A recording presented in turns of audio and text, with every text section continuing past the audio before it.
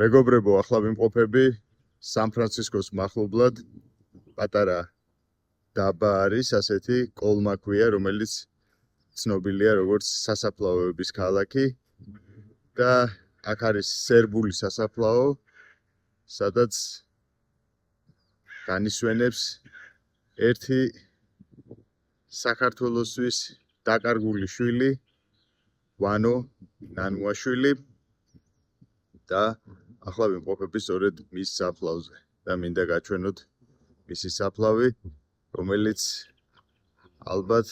დარწმუნებული ვარ ჩემს გარდა აქ ქართველს ამ საფლავთან ფეხი არ დაუდგამს ძალიან დიდი ხნის მანძილზე და საინტერესოა თუ ყავს მას დარჩენილი ცოცხალი ნათესავები საქართველოში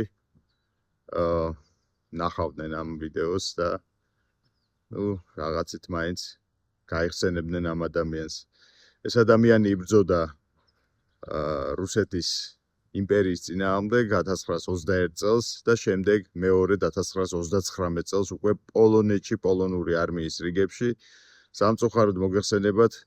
ორივეგან დამარცხდა მისი იდეა რომ საქართველო ყოფილიყო თავისუფალი და შემდეგ ის იძულებული გახდა გადმოსახლებულიყო შეერთებულ შტატებში და აქ თავისი სიცოცხლის ბოლო წლები გაატარა სან-ფრანცისკოში.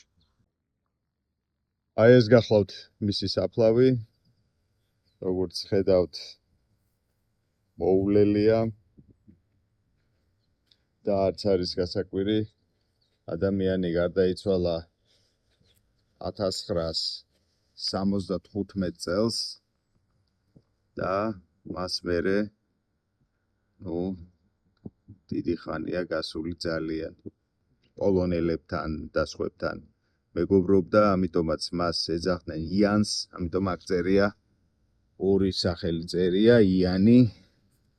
ერთი არის იანი, ანუ ინგლისურად რო თქვა ჯან და მეორე ვანო, აგერ მისი